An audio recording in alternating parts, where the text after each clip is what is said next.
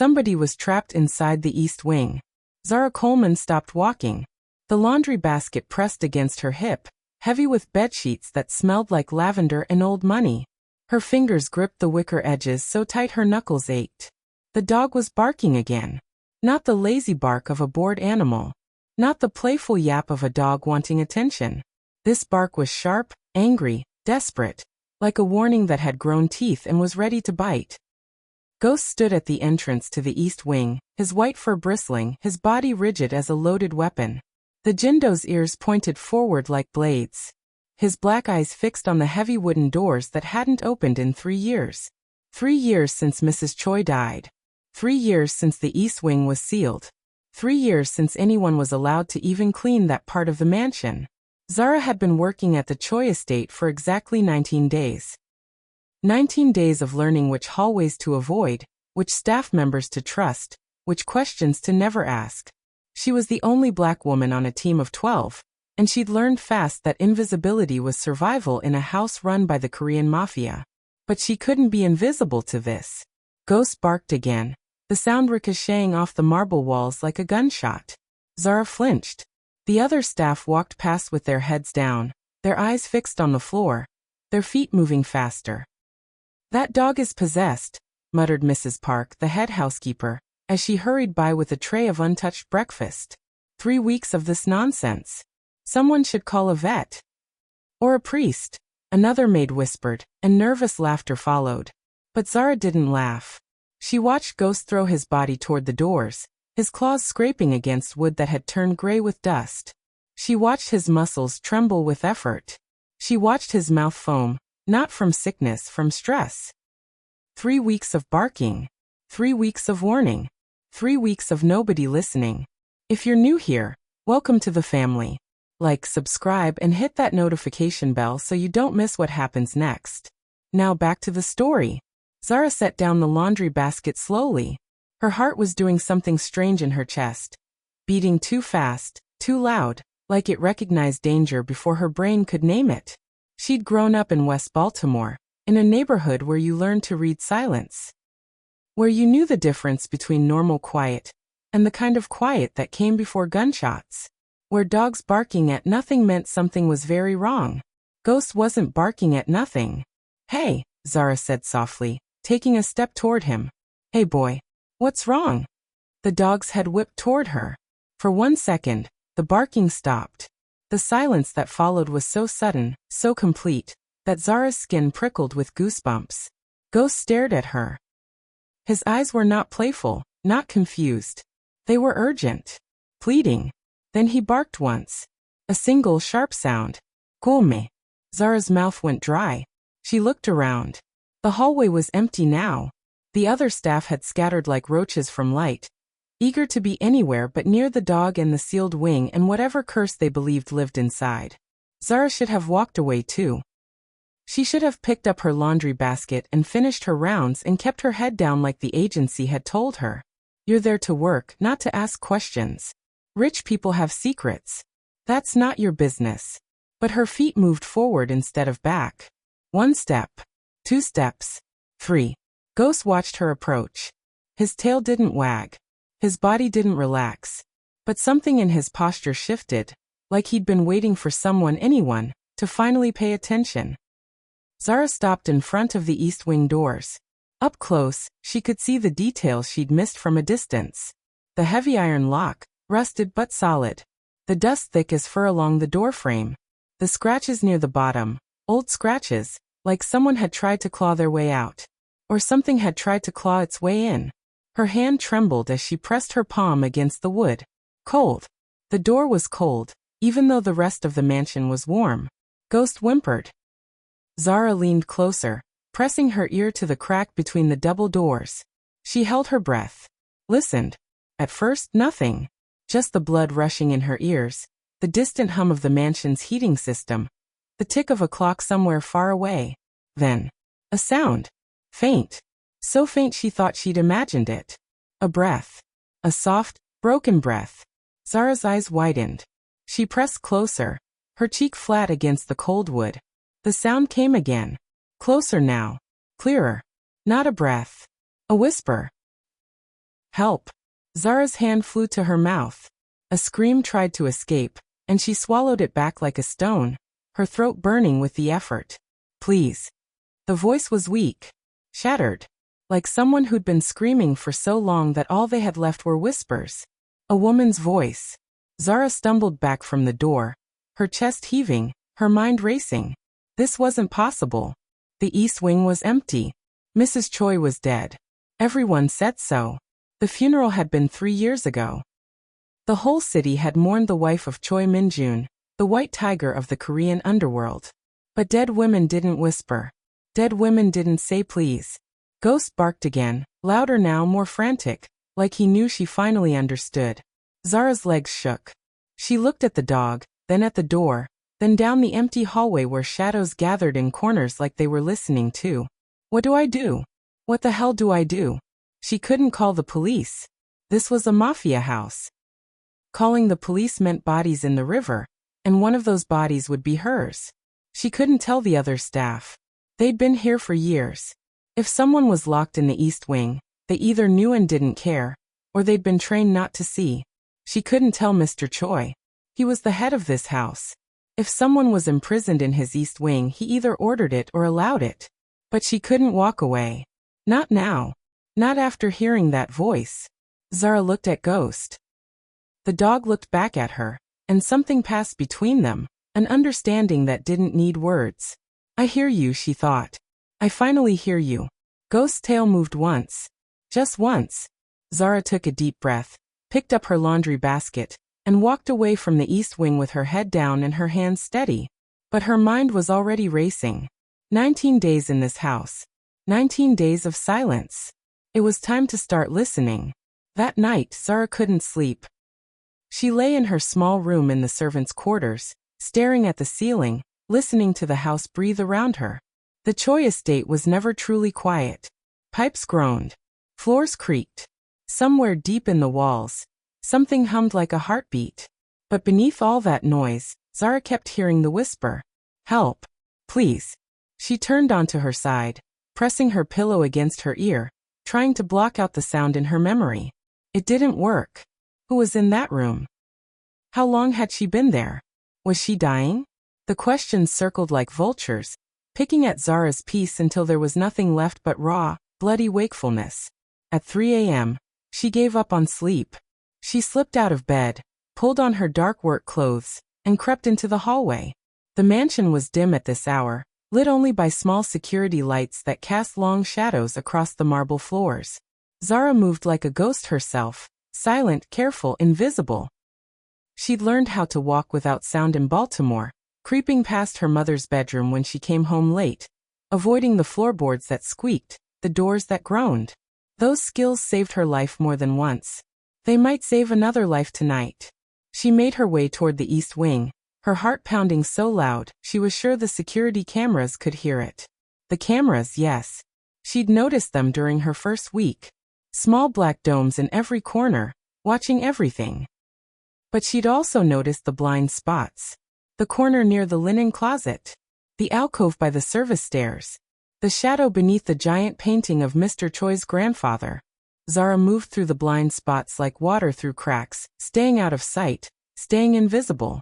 When she reached the East Wing hallway, Ghost was there. The dog lay in front of the doors, his head on his paws, his eyes open and alert.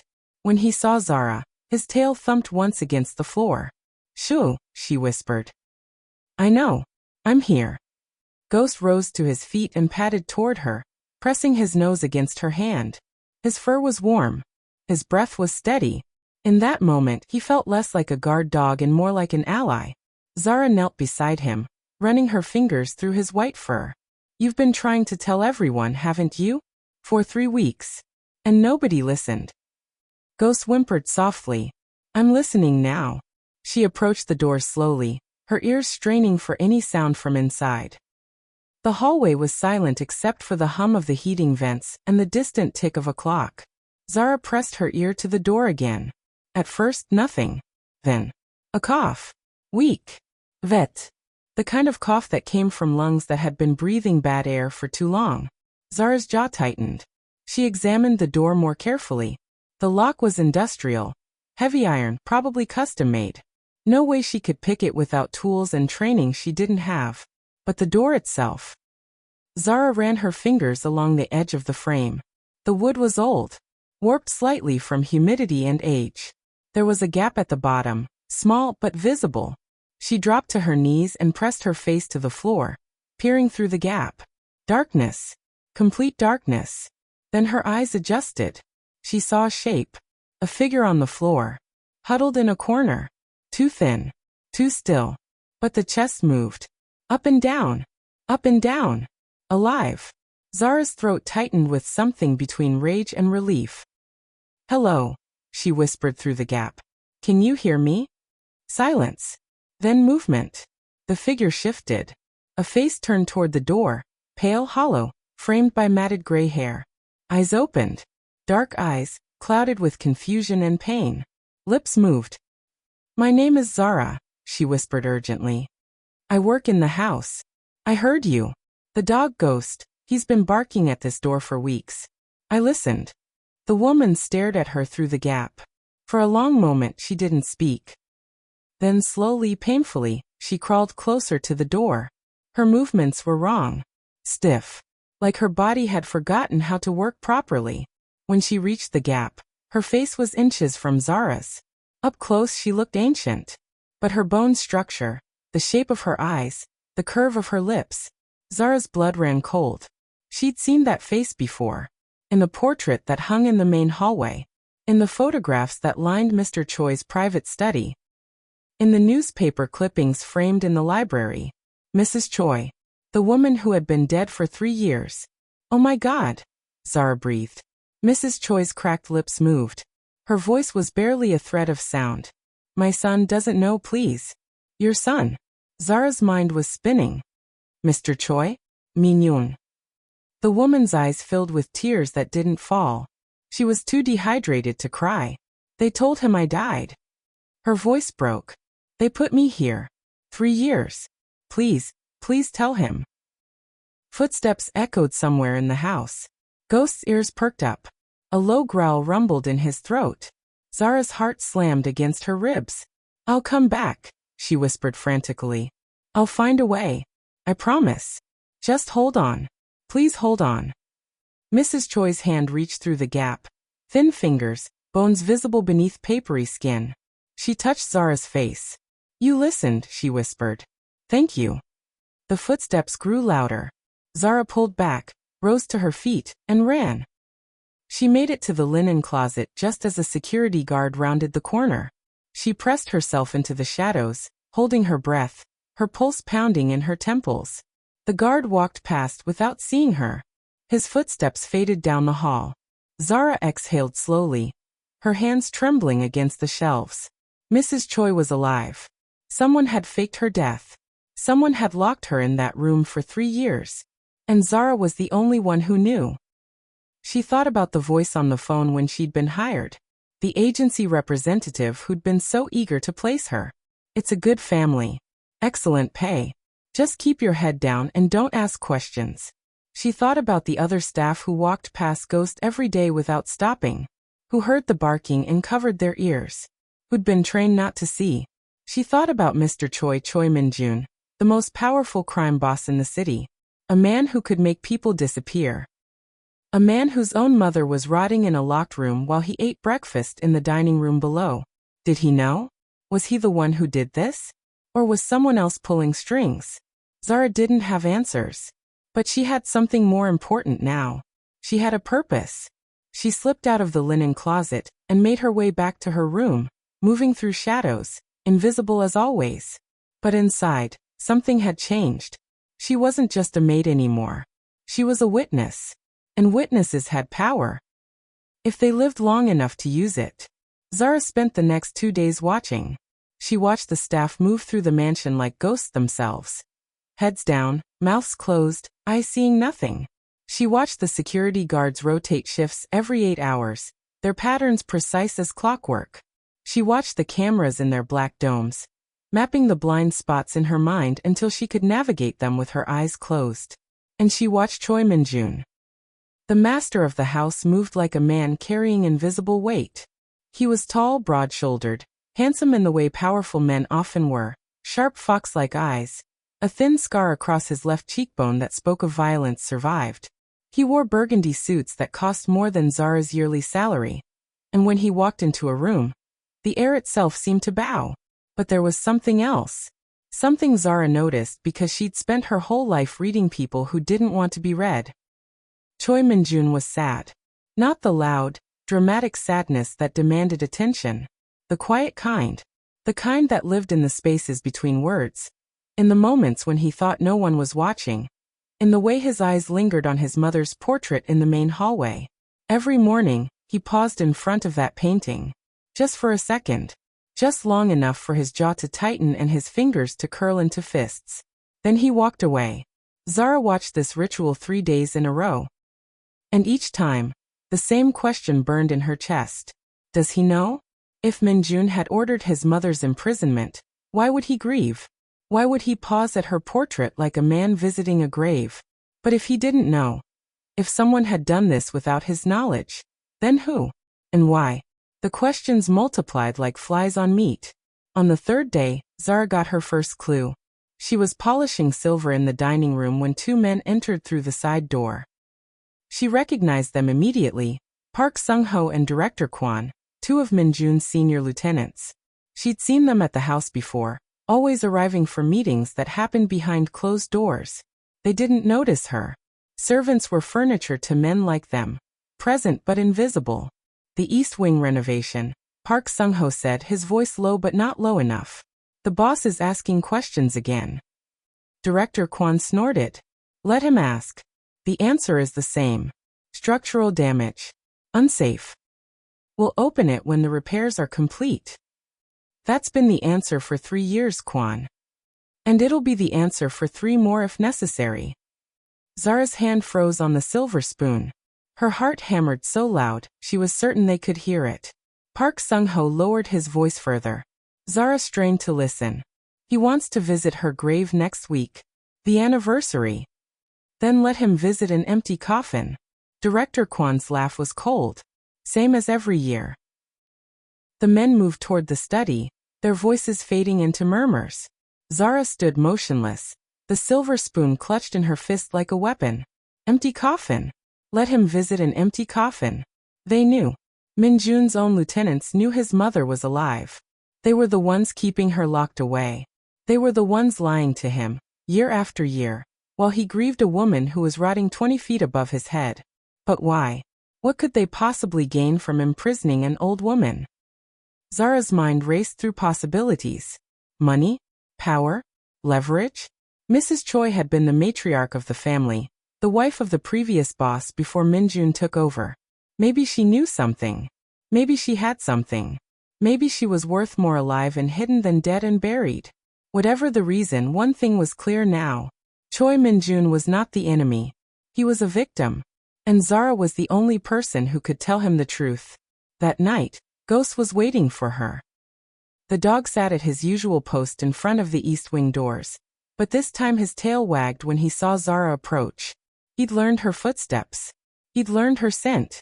He knew she was different from the others. Good boy, Zara whispered, kneeling to scratch behind his ears. I figured it out. I know who's doing this. Ghost whimpered softly, pressing his nose into her palm. Zara approached the gap beneath the door, and lay flat on the cold marble floor. Mrs. Choi, she whispered. It's me. Zara. Silence. Then shuffling. The sound of someone dragging themselves across the floor. Mrs. Choi's face appeared in the gap, hollow and gray, but her eyes were brighter tonight. More alert. You came back, she breathed. I promised I would. 3 years. Mrs. Choi's voice cracked. 3 years and you're the first person who kept a promise. Zara's chest tightened with anger. I need to ask you something. Your son. Does he know you're here? Mrs. Choi's eyes filled with pain so deep Zara felt it in her own bones. No, the old woman whispered. My boy thinks I'm dead. They showed him a body. They held a funeral. He buried an empty coffin and cried over a grave that holds nothing but lies. Who did this to you? Mrs. Choi was quiet for a long moment. When she spoke, her voice was barely a thread. Park Sung-ho. Director Kwon. Others I don't know. She paused. They came to me 3 years ago, the night before I was supposed to tell Min-jun the truth about his father's death. They drugged me. When I woke up, I was here. Zara's breath caught. The truth about his father's death? Mrs. Choi's eyes sharpened despite her weakness. My husband didn't die of a heart attack. He was murdered. Her voice dropped to a whisper. By the same men who now stand at my son's side. They killed the father and imprisoned the mother, so they could control the son. The words landed like bombs in Zara's chest. This wasn't just imprisonment. This was a coup. A silent takeover that had been happening for 3 years while Min-jun grieved and trusted and never suspected. I have to tell him, Zara said urgently. I have to find a way to. No. Mrs. Choi's hand shot through the gap, gripping Zara's wrist with surprising strength. Not yet. If you go to him now with no proof, they'll kill you. They'll move me. And my son will never know what happened. Then what do I do? Mrs. Choi's grip tightened. There's a safe. In the library. Behind the painting of the cherry blossoms. The combination is my son's birthday, September 15th, 79. Inside there are documents. Evidence of what they did. I gathered it before they took me. They never found it. Zara memorized the numbers instantly. September 15th, 79. Cherry blossom painting. Library. Get the documents. Make copies. Hide them somewhere they can't reach. And then, Mrs. Choi's voice broke. Then tell my son his mother is alive. Tell him I never stopped loving him. Tell him I'm sorry I couldn't protect him. Tears burned in Zara's eyes. I'll get you out of here. I swear. Mrs. Choi smiled. A ghost of a smile, fragile as paper. You already have, she whispered. You listened. After 3 years of screaming into darkness, someone finally listened. Footsteps echoed in the distance. Ghost's ears perked up, a low growl building in his throat. Zara pulled back from the door, her heart racing. I'll come back, she promised. Tomorrow night. With a plan. She ran. Behind her, Ghost resumed his position in front of the doors. A white sentinel guarding a secret that had waited 3 years to be told. The library was on the first floor, east corner. A room of leather-bound books and heavy furniture that smelled like old paper and expensive cigars. Zara had cleaned it twice since she'd started working at the estate. She knew its layout. She knew its shadows. What she didn't know was how to get inside without being seen. The library was Mr. Choi's private space. Staff weren't allowed in without direct permission, and certainly not at 2 a.m. when the house was supposed to be sleeping. But Zara had a plan. She'd spent all day preparing. Studying the guard rotations. Timing the camera sweeps. Identifying the 3-minute window when the library hallway was completely unwatched. 3 minutes. That's all she had. At 1:57 a.m., Zara slipped out of her room. She moved through the servants' corridors, the narrow passages that ran behind the walls, used for deliveries and discreet service. The passages weren't monitored. They were too cramped, too dusty, too beneath the attention of men who thought in terms of grand entrances and displays of power. But they connected every room in the house, including the library. Zara found the service door and pressed her ear against it. Silence on the other side. She checked her watch, 1:59 a.m. The camera would sweep away from the library entrance in 30 seconds. She counted. 29. 28. 27. Her palms were slick with sweat. 15. 14.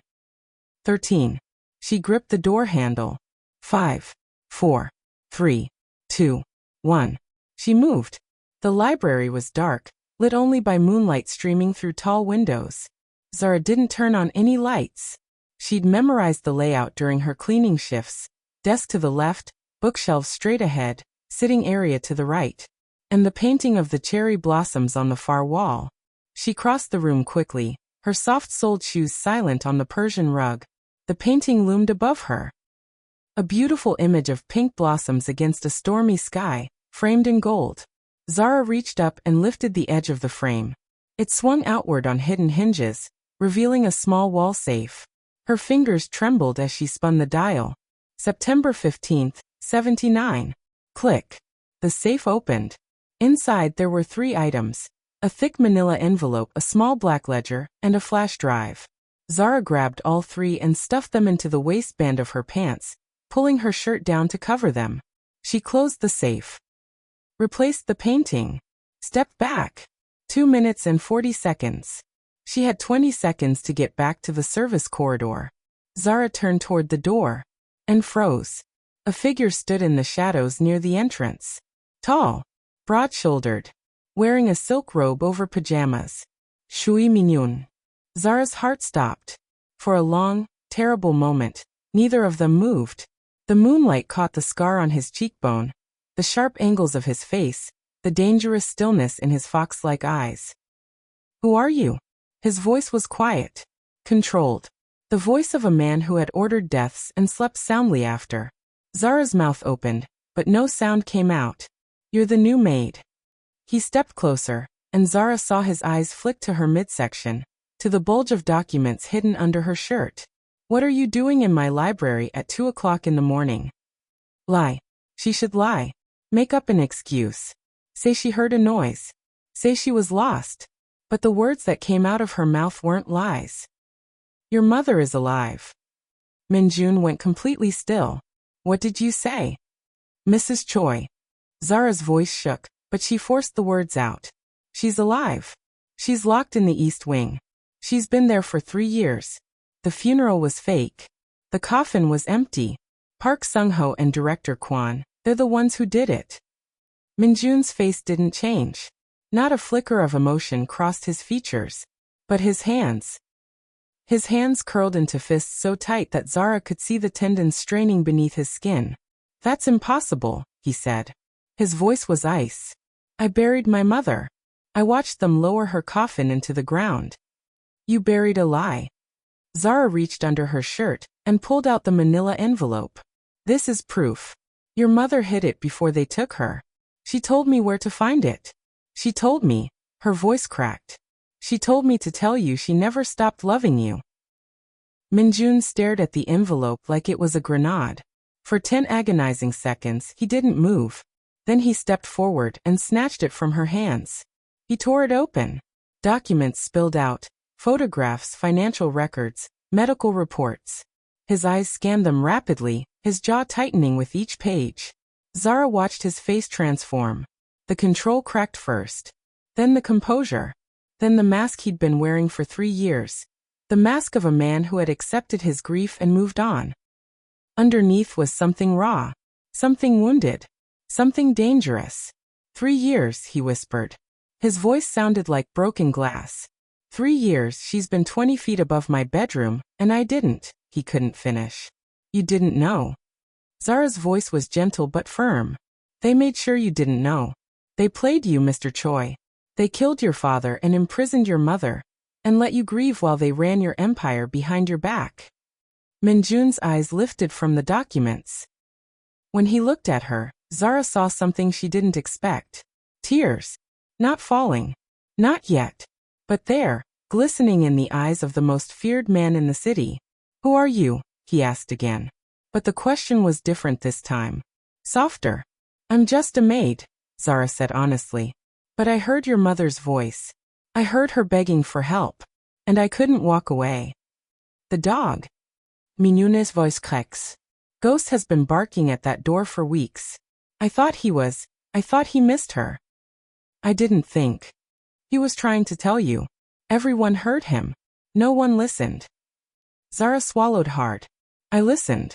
Minjun pressed his hand over his eyes. His shoulders shook once, just once, with a grief too big to contain. When he lowered his hand, his face had changed. The tears were gone. In their place was something cold. Something lethal. Park Sung-ho, he said quietly. Director Kwon. You're certain? Your mother named them herself. And I heard them talking today. They know exactly where she is. They've been lying to you about the East Wing for 3 years. Minyun nodded slowly. Then he walked to his desk, opened a drawer, and pulled out a gun.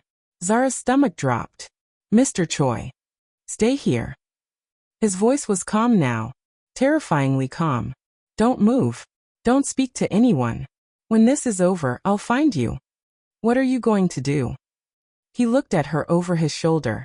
The moonlight caught his scar, his jaw, the burning fury in his fox-like eyes.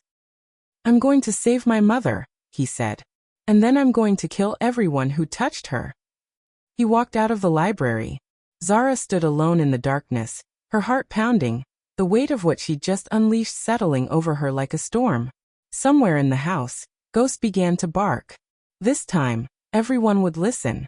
The gunshot came at 2:17 a.m. Zara heard it from the library. A sharp crack that split the silence like a bone breaking. Then another.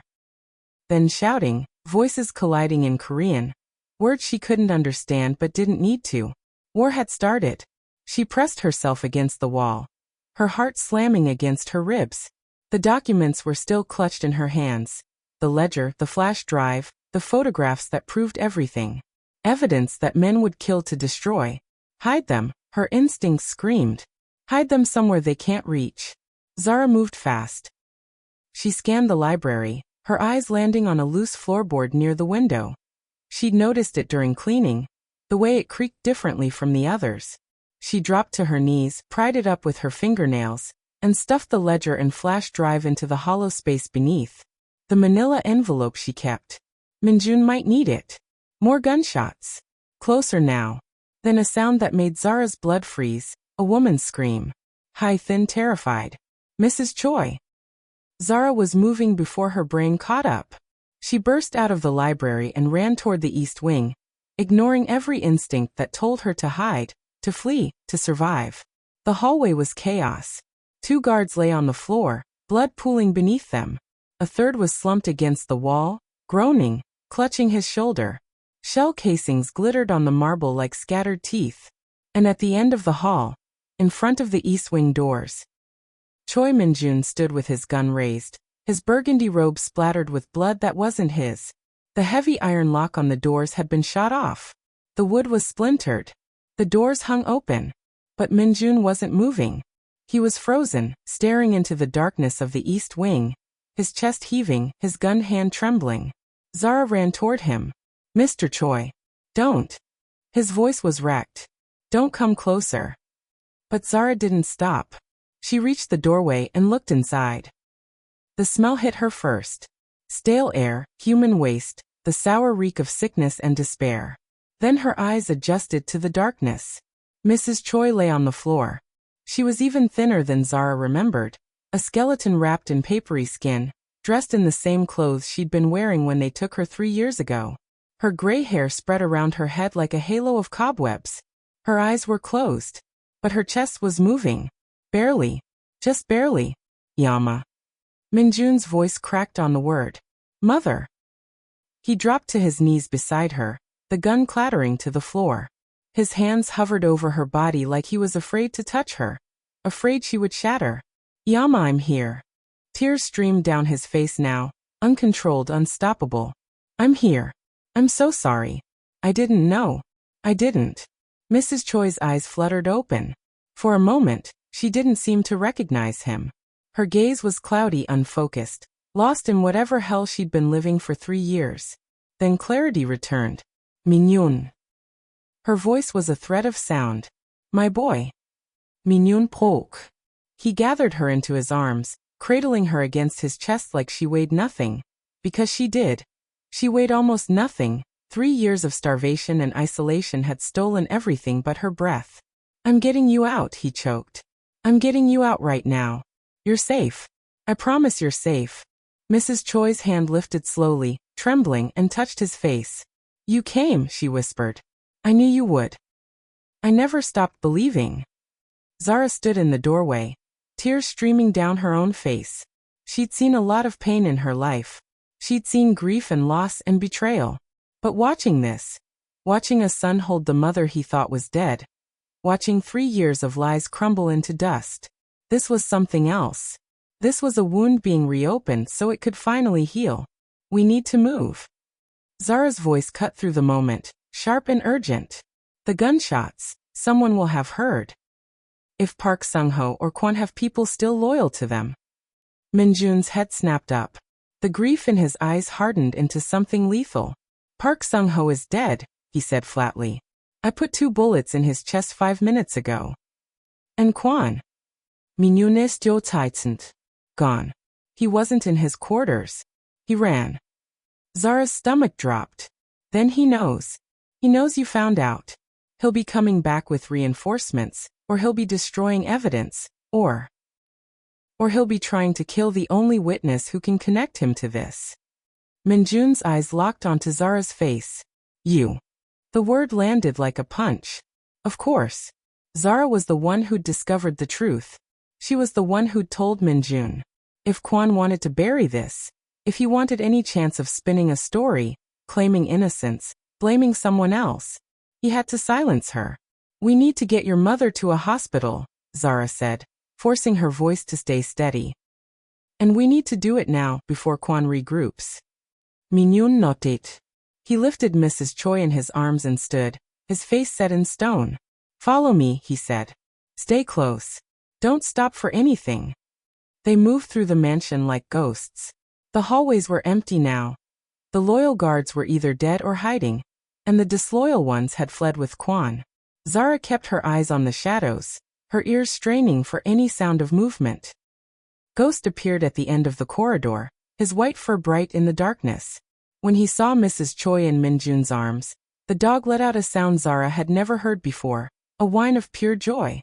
Good boy, Minjun whispered as they passed. Good boy. You tried to tell me.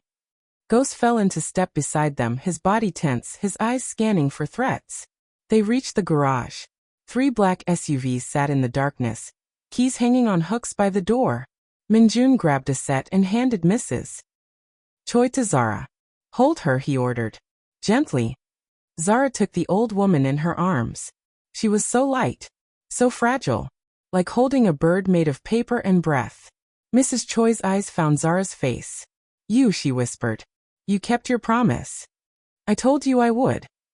My son is lucky. Mrs. Choi's cracked lips curved into the ghost of a smile. Lucky to have someone who listens. Minjun opened the SUV's back door. Zara climbed in first, still holding Mrs. Choi, and settled her gently across the seat. Ghost jumped in beside them, pressing his body against the old woman's legs like he was trying to keep her warm. Minjun slid into the driver's seat and started the engine. The garage door opened. Outside, the night was black and empty. No sirens. No headlights. No sign of Kwon or his men. But Zara knew better than to trust the silence. Silence was where danger hid. Which hospital? She asked. Not a hospital. Minjun's voice was grim. I have a private doctor. Someone I trust. The fewer people who know about this, the better. You think Kwon has people at the hospitals? I think Kwon has people everywhere. Minjun's hands tightened on the steering wheel. 3 years. He's had 3 years to build a network while I grieved and trusted and played the fool. You're not a fool. Zara's voice was firm. You're a son who loved his mother. They used that against you. That's not weakness. That's being human. Minjun was quiet for a long moment. Then so softly she almost missed it. Thank you. The SUV pulled out of the garage and into the night. Behind them, the Choi estate disappeared into darkness. A house of secrets that had finally been forced into the light. Dr. Yoon's clinic was hidden in the basement of a nondescript building in Koreatown. No sign. No windows. Just a steel door and a buzzer that required a specific pattern of rings. Minjun carried his mother inside. Zara followed with Ghost at her heels. The clinic was small but immaculate. White walls, gleaming equipment. The sharp smell of antiseptic. Dr. Yoon was a thin man in his 60s with steady hands and kind eyes that widened when he saw Mrs. Choi. Impossible, he breathed. She's been dead for. She's been imprisoned. Minjun cut in. 3 years. No proper food, no medical care, no sunlight. I need you to save her. Dr. Yoon recovered quickly. He gestured toward a bed in the corner. Put her down. Gently. The next hour was a blur of 4 lines and monitors and hushed conversations in Korean that Zara couldn't follow. She sat in the corner with Ghost, watching, waiting, trying to process everything that had happened. 3 weeks ago, she'd been a maid looking for work. Now she was sitting in a mob doctor's clinic at 4 a.m., watching a crime boss cry over his dying mother. Life came at you fast. At some point, Minjun appeared beside her. His robe was still bloodstained. His face was drawn with exhaustion, but his eyes were clear. She's stable, he said. Severe malnutrition, dehydration, muscle atrophy. But she'll live. Zara exhaled a breath she didn't know she'd been holding. Thank God. Minjun sat down beside her. For a long moment, neither of them spoke. Then, why did you do it? Zara looked at him. Do what? Risk your life. Tell me the truth. You could have walked away. You could have pretended you didn't hear anything, collected your paycheck, stayed invisible. His fox-like eyes studied her face. Why didn't you? Zara thought about the question. Really thought about it. I grew up in Baltimore, she said finally. West Side. The kind of neighborhood where people disappear and nobody asks questions. Where girls get taken and nobody looks. Where screaming doesn't matter because nobody's listening. She paused, her throat tight. I was 15 when my best friend went missing. Her name was Keisha. I swore I'd never be the person who looked away. The hand of a man who'd built empires and destroyed enemies and carried burdens most people couldn't imagine. Thank you, he said. 2 words, but the way he said them, like they contained everything he couldn't express. Zara squeezed his hand once, then let go. What happens now? She asked. Kwon is still out there. He knows you know. He'll be planning something. Minjun's expression hardened. Yes, he will. So what's the plan? First, I secure my mother. Make sure she's protected around the clock. Then I start hunting. His voice dropped to something cold and quiet. Kwon has been building a shadow network inside my organization for 3 years. I need to find out how deep it goes. Who else is loyal to him? Who else knew about my mother and said nothing?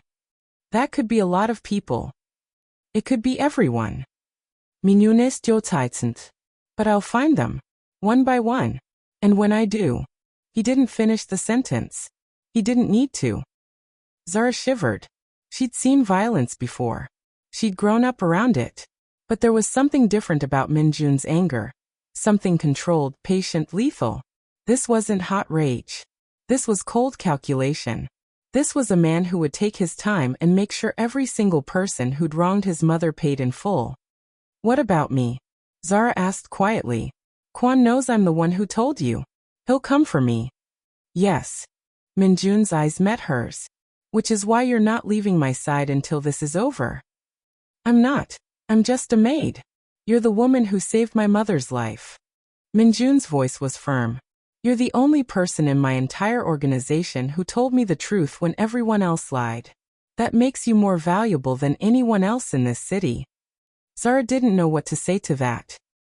Minjun stood up. Dr. Yoon has a guest room upstairs. Get some sleep. Tomorrow we start planning. Planning what? His fox-like eyes gleamed in the low light. The end of Director Kwon. Zara couldn't sleep.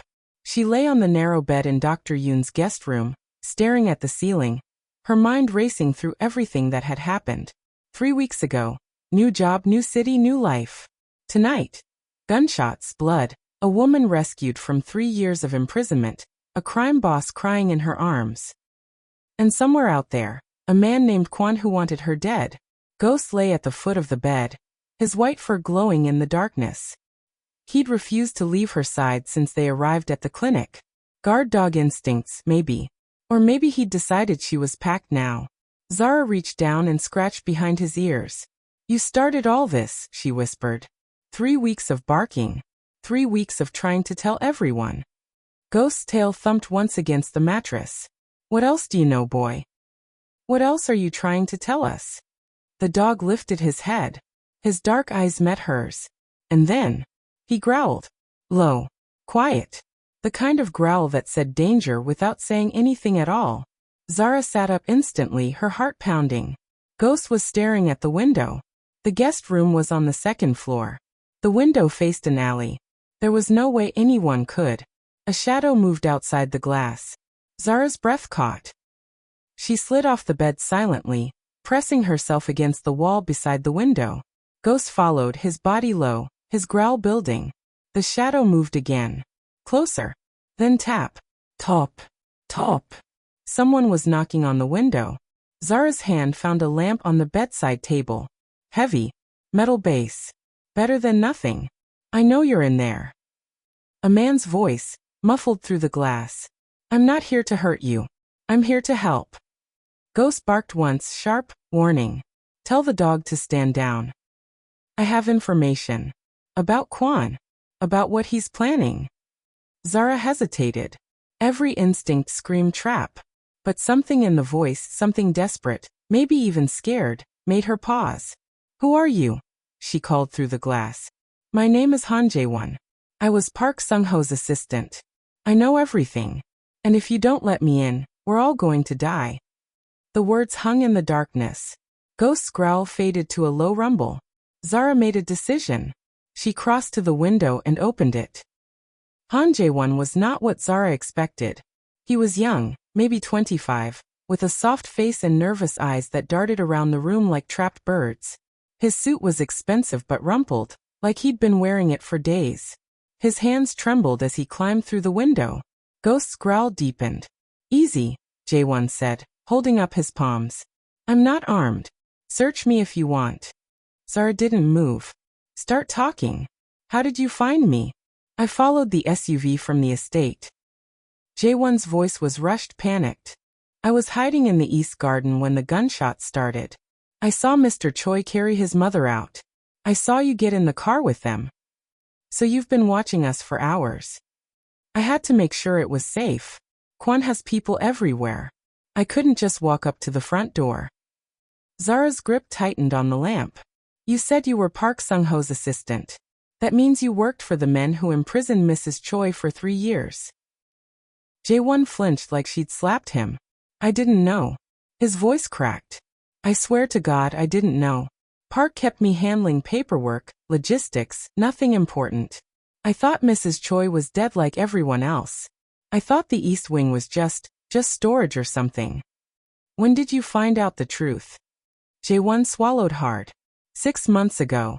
I was filing documents in Park's private office when I found a medical report. Nutritional supplements for fluids, sedatives. All being delivered to the estate every month. Addressed to Patient Zero. Zara's stomach turned. Patient Zero. They'd given her a code name like she was an experiment. I started digging, Jae-won continued. Quietly, carefully. And I found, he stopped.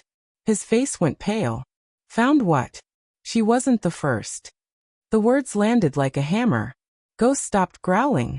The room went silent. What do you mean? Zara's voice was barely a whisper. Jae-won reached into his jacket pocket. Ghost tensed, but the young man only pulled out a crumpled photograph. He handed it to Zara. A woman stared back at her. Middle-aged. Korean. Sharp eyes. Elegant features. Her name was Choi Soo-yeon, Jae-won said quietly. Minyoon's aunt. His father's younger sister. Zara's blood ran cold. What happened to her? Same thing. Locked in the East Wing. Same room. Jae-won's voice dropped.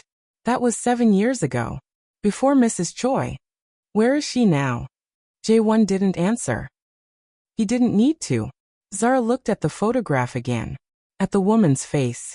At the sharp eyes that looked so much like Minjun's.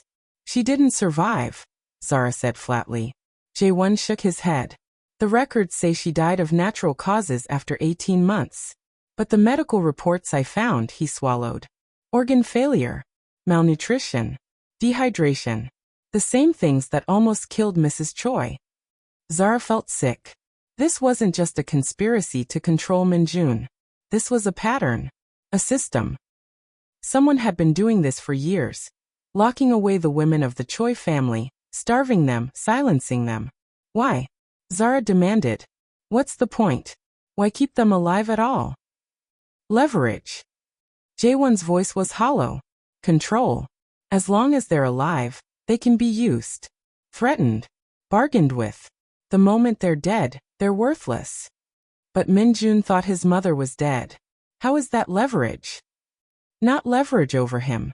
Leverage over each other. Jae-won leaned closer, his voice dropping. Park and Kwon, they didn't trust each other. Mrs. Choi was insurance. If one of them tried to betray the other, the survivor could reveal the truth to Min-jun and destroy their rival. Mutuelle assure de destruction. Exactly. But now Park is dead. And Kwon, Jae-won's face twisted with fear. Kwon has nothing left to lose. He's going to burn everything down before he lets Min-jun catch him. Zara's mind raced. What's he planning? I don't know the details. But I know he's not running. He's regrouping. Jae-won grabbed her arm, his grip desperate. You have to warn Mr. Choi. Kwon has people inside this clinic. Right now. Watching everything. Zara's heart stopped. Inside the clinic? Who? Before Jae-won could answer, the door burst open. Min-jun stood in the doorway, gun raised, his fox-like eyes taking in the scene in a single glance. Zara with a lamp in her hand, ghost bristling, a stranger by the window. Who the hell is this? He says he has information, Zara said quickly. About Kwon. About your aunt. Min-jun's face didn't change, but something flickered in his eyes at the word aunt. My aunt died 7 years ago. No. Zara held up the photograph. She was murdered. Same room. Same men. Your mother wasn't the first. Min-jun stared at the photograph. For 3 long seconds he didn't move. Didn't breathe. Then his hand began to shake. Suya, he whispered. The name came out like a wound reopening. I was at her funeral. I carried her coffin. Empty, Jae-won said quietly. Just like your mother's. They've been doing this for years, Mr. Choi. Controlling your family by stealing the women you love. Min-jun's jaw clenched so tight Zara could see the muscles straining. Who else knows about this? His voice was ice. Kwon. Park, but he's dead now. And Jae-won hesitated. Dr. Yoon. The name landed like a bomb. Zara's stomach dropped. The doctor? The one treating your mother right now. Jae-won nodded, his face ashen. He's been providing medical care to the East Wing for 7 years. IVs. Sedatives. Nutritional supplements. He knew exactly what was happening. He kept them alive just enough to be useful. Min-jun moved.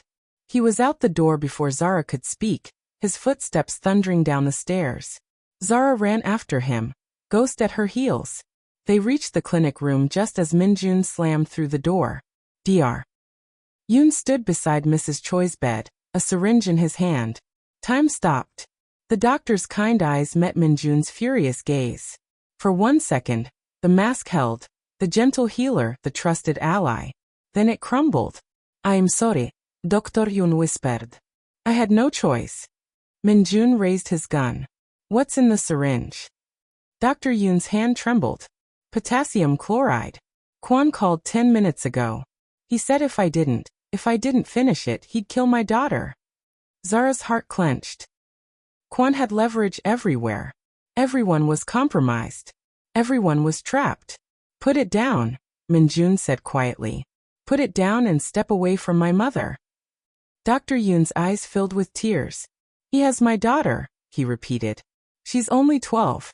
Please. Please understand. I understand. Min-jun's voice was cold. I understand that you've been helping them torture my family for 7 years. I understand that you kept my aunt alive in a cage until her body gave out. I understand that you were about to murder my mother while I sat in the next room. He stepped closer. Put it down. The syringe clattered to the floor. Dr. Yoon collapsed against the wall, sobbing. Zara moved past him to Mrs. Choi's bedside. The old woman was still unconscious, her breathing steady, the 4 drip flowing clear. She's okay, Zara said. He didn't inject her. Min-jun didn't lower his gun. Where is Kwon keeping your daughter? He asked the doctor. Dr. Yoon shook his head. I don't know. He never told me. He just calls and tells me what to do. Then you're useless to me. Min-jun's finger tightened on the trigger. Wait. Zara stepped between them. If you kill him, we lose any chance of finding the girl. And we lose any chance of proving what they did. I don't need proof. I need revenge. Your mother needs you alive. Zara's voice was firm. She didn't survive 3 years in that room just to watch her son get executed for murder. Think. Be smart. Use him. Mignonne still works. For 5 agonizing seconds, the gun stayed raised. Then slowly he lowered it. Tie him up, he said to Jae-won. If he moves, shoot him in the knee. Jae-won scrambled to obey. Min-jun turned to Zara, his eyes burning with barely controlled rage. You're right, he said quietly. I need to be smart. But when this is over, when I have Kwon in front of me. I know. Zara met his gaze. I won't stop you then. Something shifted in Min-jun's expression. Not softness. There was no room for softness anymore. But recognition. Respect. We need to move, he said. Kwon knows we're here. He'll send more people. Where do we go? Min-jun's fox-like eyes gleamed in the low light. Somewhere he can't reach. Somewhere I should have gone years ago. He looked at his mother's sleeping face. Home. They left the clinic at 4:47 a.m. Min-jun trouve. Zara sat in the back with Mrs. Choi, who drifted in and out of consciousness. Ghost lay across their feet, his head on Zara's knee, his eyes alert even in rest. Jae-won sat in the passenger seat, still trembling, clutching the documents he'd smuggled from Park's office. Dr. Yoon was left behind, tied to a chair with a guard watching him. Min-jun had made calls, trusted men, he said, though Zara wondered how he could trust anyone now. The city slid past the windows. Dark streets. Flickering lights. The occasional taxi carrying someone home from a night they'd rather forget. Where are we going? Zara asked. Busan. Min-jun's voice was flat. My grandmother's house. It's been empty since she died, but I kept it maintained. No one knows about it except me. Kwon doesn't know. Kwon knows everything about the empire. But this, Min-jun's hands tightened on the wheel. This was never part of the empire. This was family. Real family. Before everything went wrong. Zara looked down at Mrs. Choi. The old woman's eyes were open now, watching her son with an expression Zara couldn't read. Min-jun, Mrs. Choi whispered. Rest, Yama. We're getting you somewhere safe. Listen to me. Her voice was stronger now. Still weak but insistent. Kwon isn't the top. He never was. Min-jun's eyes flicked to the rearview mirror. What do you mean? Your father, when they killed him, Kwon was just a soldier. He didn't have the power to orchestrate something like that. Someone gave him orders. Someone higher. Who? Mrs. Choi's eyes clouded with old pain. I don't know his real name, but your father called him the chairman. He's the one who controls everything. Kwon Park. They were just his hands. His tools. The chairman. Zara felt the conspiracy expand in her mind like a dark flower blooming. This wasn't just two ambitious lieutenants grabbing power. This was a shadow organization. A puppet master pulling strings for years. Why didn't you tell me this before? Min-jun's voice was tight.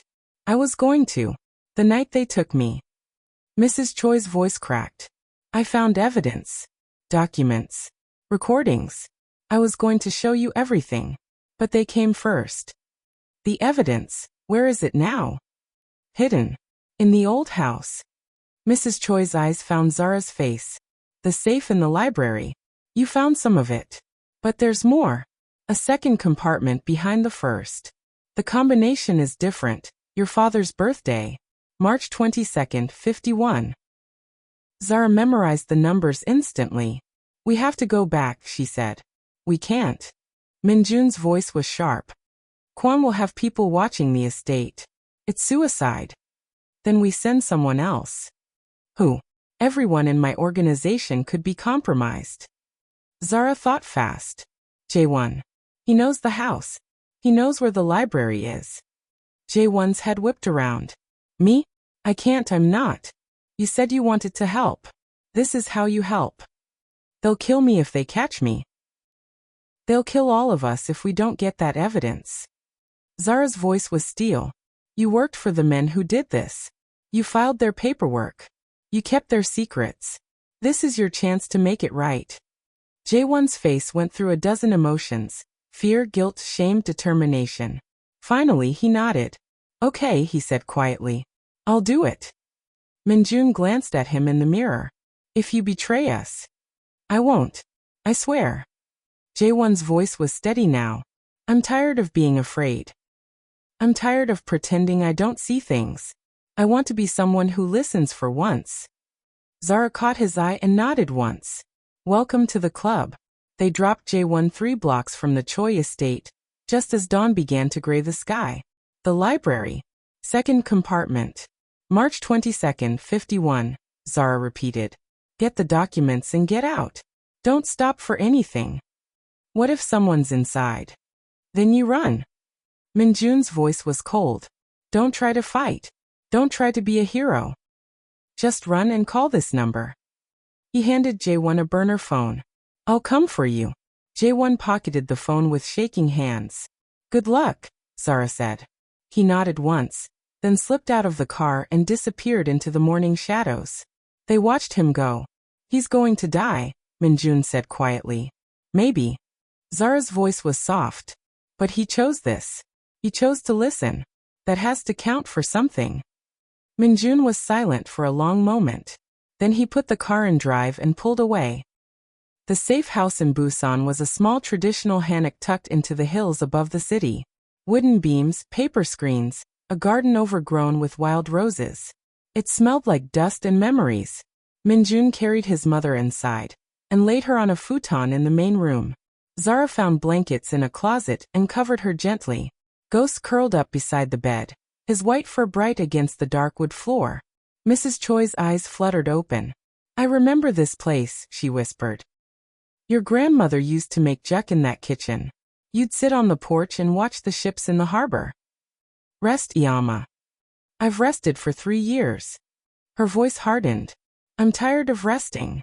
I'm tired of being helpless. She reached up and gripped Minjun's hand. Promise me you'll end this. All of it. Kwan. The chairman.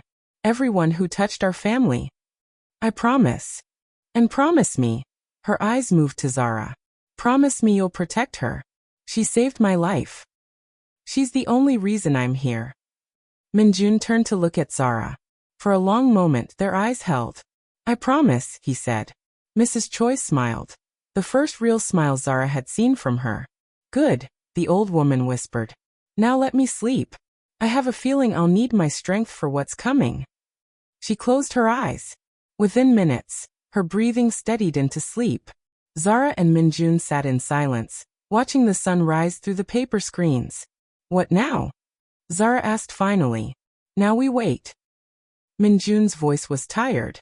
Jaewon will bring the evidence. Then we'll know who the chairman is. And then, his phone buzzed. He looked at the screen. His face went white. What is it? Zara asked. Minjun turned the phone toward her. A photograph filled the screen. Jaewon on his knees, blood streaming from a wound on his forehead.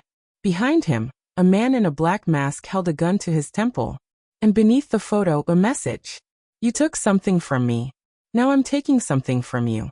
The girl. The maid. Midnight. The old warehouse on Pier 7. Come alone or everyone dies. Zara's blood turned to ice. Ghost lifted his head and growled at the phone, as if he could sense the evil radiating from the screen. It's a trap, Zara said. Of course it's a trap. You can't go alone. I don't have a choice. Minjun's eyes were hollow. He has Jaewon. And he wants you. Then let him have me. No. The word was absolute. Final. I didn't save my mother just to lose you. You barely know me. I know enough. Minjun stood up, his body tense with barely controlled fury. I know you heard my mother when no one else would. I know you risked your life to tell me the truth. I know you're the only person in 3 years who looked at me and saw a man instead of a monster. He turned to face her. I'm not letting Kwan take you. Not tonight. Not ever. Zara's heart pounded. She should argue. She should insist on a better plan. She should. Ghost barked once. Sharp. Urgent. Both of them spun toward the window. Outside, at the edge of the garden, a black car sat idling. It hadn't been there a minute ago. Zara's throat tightened. He found us, she whispered. He already found us. The car door opened. A figure stepped out. Not Kwan. Someone else. An old man. White hair. Elegant suit. A cane in one hand. He looked up at the house and smiled. And Zara knew, without anyone telling her, that she was looking at the chairman. The chairman walked through the garden like he owned it. Maybe he did. Maybe he owned everything. The estate, the empire, the men who'd stolen 3 years of Mrs. Choi's life. Maybe he'd been owning things so long he'd forgotten that some things couldn't be bought. Minjun moved first. He was at the door before Zara could blink, his gun raised, his body blocking the entrance like a human shield. Stop, he commanded. The chairman stopped. His smile didn't waver. He was older than Zara expected, 70 at least, with white hair swept back from a face that had been handsome once. His suit was immaculate. His cane was ebony with a silver handle shaped like a dragon's head. His eyes were the coldest things Zara had ever seen. Minyun. The chairman's voice was silk over steel. You look just like your father. Same fire. Same foolishness. Who are you? You don't remember me? I'm Hurt. The old man pressed a weathered hand to his chest in mock pain. I held you when you were 3 days old. I was at your christening. Your father called me Uncle Hyun. Minjun's gun hand trembled. Uncle Hyun died 15 years ago. Uncle Hyun disappeared 15 years ago. There's a difference. The chairman, Hyun, took another step forward. I've been watching you ever since. Guiding you. Protecting you from your own worst impulses. Protecting me? Minjun's voice cracked with rage. You murdered my father. You imprisoned my mother. You killed my aunt. I built you. Hyun's voice sharpened. Everything you are, everything you have, exists because I allowed it. Your father was weak. Sentimental. He would have destroyed the empire with his foolish ideas about legitimacy and reform. I removed him for the good of the family. The good of the family? The empire is the family. The family is the empire. Your father never understood that. Neither did your mother. Hyun's eyes flicked toward the house. Is she inside? Still alive, I assume. Dr. Yoon was always too soft to finish the job properly. Zara felt Mrs. Choi stir behind her. The old woman was awake, listening. You're not getting near her, Zara said. Hyun's gaze shifted to her. Cold. Assessing. Like she was a bug he was deciding whether to crush. The maid. His lips curled. The one who listens. I've heard about you. Kwan was quite upset when you ruined 3 years of careful work. Good. Hyun laughed, a dry, papery sound. I like you, he said. You have fire. Most people in your position would be begging for their lives by now. I'm not most people. No. You're not. Hyun's smile faded. Which is why you're dangerous. Which is why Kwan wanted you dead. Which is why. He raised his cane. The silver dragon's head clicked. Zara saw the barrel too late. The shot cracked through the morning air. But the bullet never reached her. Ghost moved faster than thought. A white blur launching from the doorway, his body slamming into Zara's legs, knocking her sideways. The bullet meant for her chest caught him instead. Ghost yelped. A sound Zara would hear in her nightmares for years, and crumpled to the ground. No. Zara dropped to her knees beside him. Blood seeped from his side, matting his white fur crimson. His dark eyes found hers, confused, pained, but still alert. Ghost. Ghost, stay with me. Minyun fired. Once. Twice. 3 times. But Hyun was already moving, faster than a man his age should move, ducking behind a stone lantern as bullets sparked off granite. Kwan. Hyun shouted. Now. The garden exploded with movement. Men emerged from the trees, 5, 6, 7, all armed, all converging on the house. They'd been hiding there the whole time, waiting for the signal. Minyun kapsais am. Inside. Now. I can't leave him. Bring him. Move. Zara scooped Ghost into her arms. He was heavy, heavier than she expected, his blood soaking through her shirt. But she held him tight and ran. They made it through the door just as bullets tore through the paper screens. Mrs. Choi was already up, braced against the wall, her eyes blazing with a fury that made her look 30 years younger. The back entrance, she said. Through the kitchen. There's a path down the hill. You can barely walk. I can walk enough. Mrs. Choi grabbed a knife from the kitchen block. I didn't survive 3 years in a cage to die in my mother's house. Move. They moved. The back door led to a narrow stone path that wound down through overgrown gardens. Zara carried Ghost, his blood dripping a trail behind them. Minjun covered their retreat, firing at shadows, buying them seconds. There. Mrs. Choi pointed. A small shed at the bottom of the hill. Old. Weathered. Nearly invisible in the morning mist. They reached it just as shouts erupted above them. Kwan's men had found the path. Minjun yanked open the shed door. Inside was darkness, dust, the smell of old gasoline, and a car. An ancient Hyundai, covered in cobwebs but intact. My mother-in-law's emergency vehicle, Mrs. Choi said. She always said the Japanese might invade again. Paranoid woman. God bless her. Minjun found keys under the visor. The engine coughed, sputtered, then roared to life. They piled in, Mrs. Choi in front, Zara in back with Ghost's head in her lap, and tore out of the shed just as Kwan's men reached the bottom of the hill. Bullets pinged off the trunk. The back window shattered. But Minjun didn't stop. He floored the accelerator and the old car screamed down the mountain road, leaving Busan behind. Ghost was still breathing. Barely. Zara kept pressure on the wound, her hands slick with blood, her voice a constant murmur of reassurance. Stay with me, boy. You saved my life. You don't get to die. That's not how this works. You hear me? Ghost's tail twitched once. The tiniest movement. But it was enough. There's a veterinary clinic in Ulsan, Mrs. Choi said. Dr. Bae. She's trustworthy. She treated your father's hunting dogs years ago. That's an hour away, Zara said. Then we drive fast. Mignon trop fest. The old Hyundai rattled and groaned, but it held together. The mountain roads gave way to highways, and the highways gave way to the outskirts of Ulsan just as the sun climbed fully into the sky. Dr. Bae asked no questions. She took one look at the blood-soaked dog, the blood-soaked woman, and the haunted faces of the people who carried them in, and she simply nodded. Treatment room 3. Now. The surgery took 2 hours.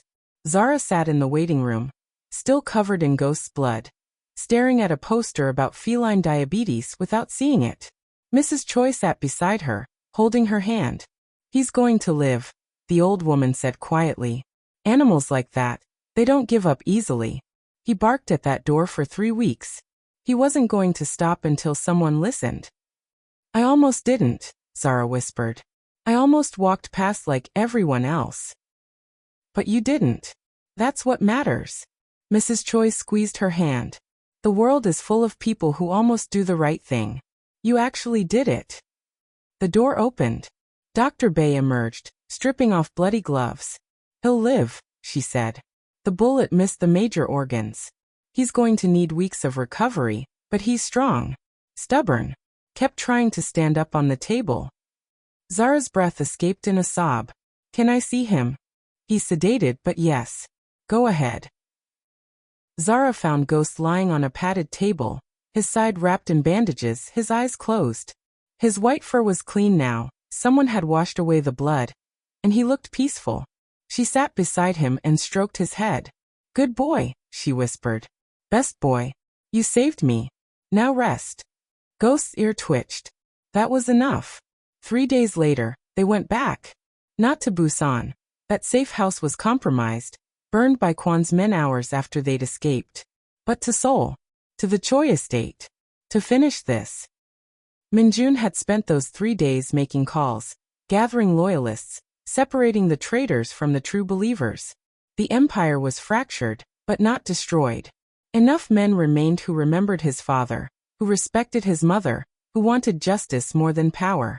They came in force. 20 cars. 40 men. Enough firepower to start a small war. Zara rode in the lead vehicle with Minjun, Mrs. Choi and Ghost, still bandaged, still weak, but refusing to be left behind. The dog sat with his head on Zara's knee, his eyes fixed on the road ahead. You don't have to do this, Minjun said quietly. You've done enough. More than enough. I started this, Zara replied. I'm going to finish it. He didn't argue. The estate was quiet when they arrived. Too quiet. The guards at the gate were gone. The security cameras hung dark and dead. The front door stood open, swinging slightly in the morning breeze. Miniones Jotaitsent. Trap. Maybe. Zara looked at Ghost. What do you think, boy? Ghost's ears perked forward. He sniffed the air. Then he growled. Low. Steady. The kind of growl that said danger ahead, but go anyway. They went. The mansion was empty. Ransacked. Furniture overturned, paintings slashed, drawers pulled out and dumped. Someone had been looking for something. The evidence, probably. But when they reached the library, Zara's heart sank. The cherry blossom painting hung askew. The safe behind it was open. Empty. No, said Avrith. J1 was supposed to. J1 is dead. The voice came from the shadows. Director Kwan stepped into the light. He looked worse than Zara remembered, unshaven, hollow-eyed, his expensive suit torn and stained. But his gun was steady as he pointed it at Minjun's chest. Your little spy made it to the library, Kwan said. He even found the second compartment. But my men found him first. He smiled, a ghastly expression. He screamed quite a bit at the end. Kept saying he was sorry. Kept saying he just wanted to do the right thing. Zara felt rage rise in her chest like fire. Where's Hyun? Minyun demented. Gone. Flew out this morning. Private jet. He's probably in Singapore by now, sipping champagne and laughing at all of us. Kwan's smile faded. He left me behind to clean up the mess. Said I'd outlived my usefulness. Said I was too exposed. So you're here to die. I'm here to take you with me. Kwan's finger tightened on the trigger. Your mother. The maid. Everyone who ruined everything. If I'm going down, you're all coming too. Ghost growled louder. Kwan's eyes flicked to the dog. That animal should be dead. He's harder to kill than you think, Zara said. Like me. Kwan laughed, a broken, desperate sound. You know what I don't understand? Why you bothered? You're nobody. A maid. A foreigner. You had no stake in any of this. You could have walked away and lived a perfectly ordinary life. Why did you have to listen? Zara thought about the question. About Keisha, who disappeared when they were 15. About all the girls who vanished and were never found. About Mrs. Choi, whispering help me through a crack in the door. About Ghost, barking for 3 weeks at a house full of people who didn't want to see. Because somebody has to, she said simply. Somebody has to listen. Somebody has to care. And if nobody else will do it, she met Kwan's eyes. Then it has to be me. Kwan stared at her. For a moment. Just a moment. Something human flickered in his eyes. Regret, maybe.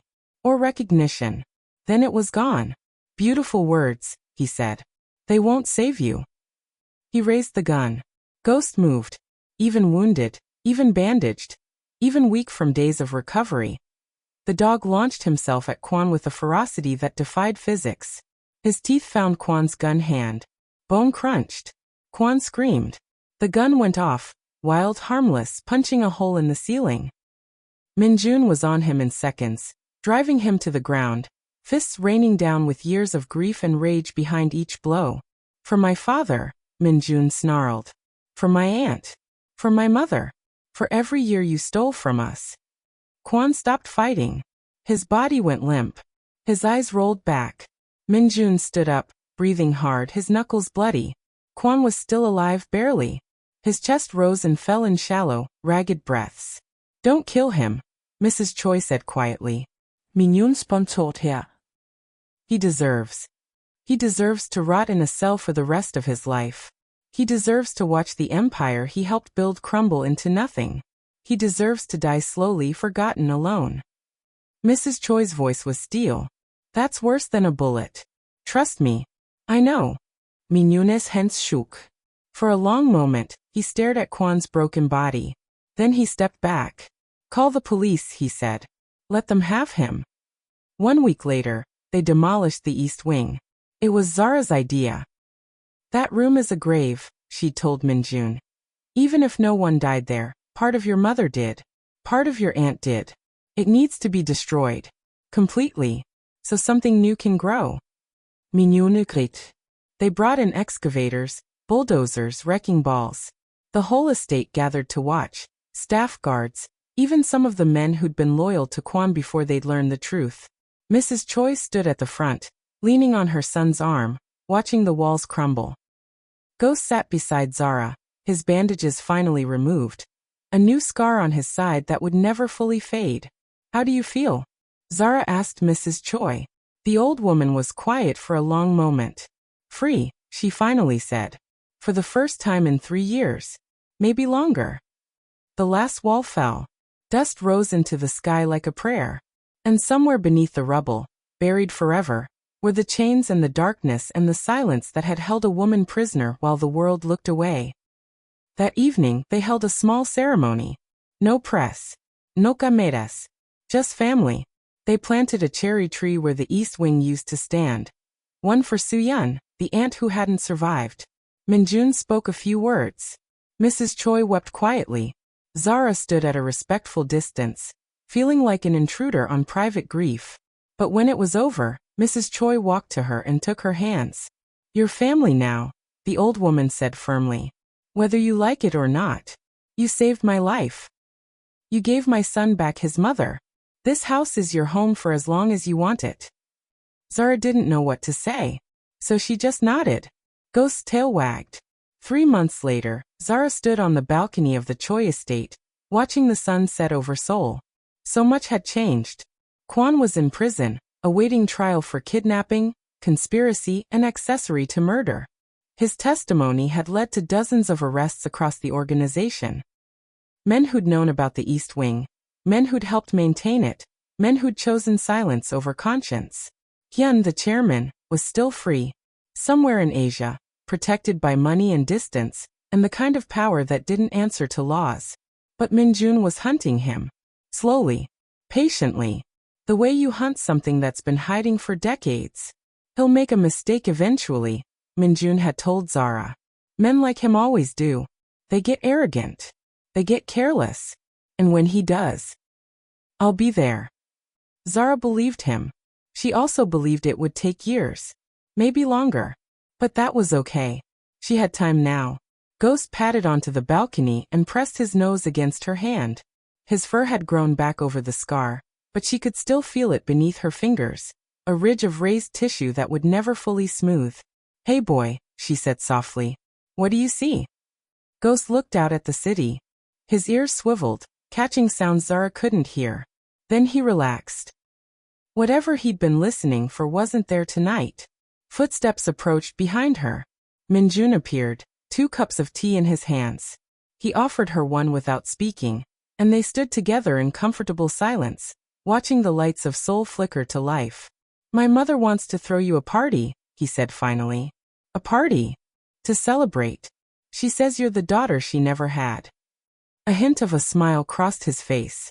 "She's already planning the guest list." "I'm not really a party person." I told her that. She said she doesn't care. Zara laughed, a real laugh, the kind she hadn't made in months. "Your mother is terrifying." "Yes. Mignonne smiluko. She is." They drank their tea. The city glittered below them. And for a moment, just a moment, everything felt peaceful. Then Zara noticed something. A car. Black. Parked across the street from the estate gate. It hadn't been there a minute ago. She watched it carefully. The windows were tinted.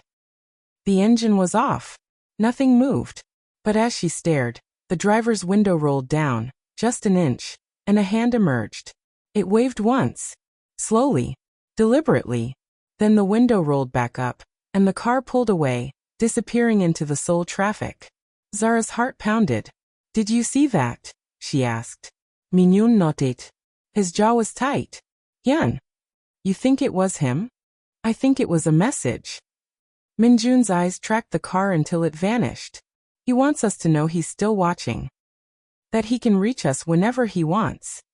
So what do we do?" Min-jun was quiet for a long moment. Then he turned to face her. This woman who'd walked into his house as a stranger and stayed as something more.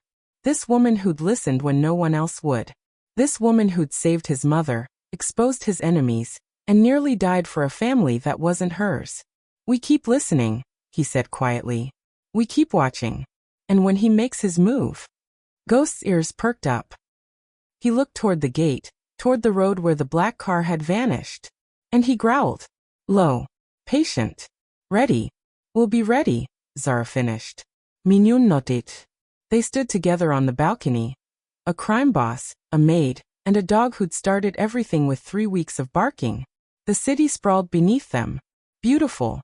Dangerous. Full of secrets. And somewhere out there, in the shadows, someone was watching. But for the first time in a long time, Zara wasn't afraid. Because she wasn't alone anymore. And neither was he.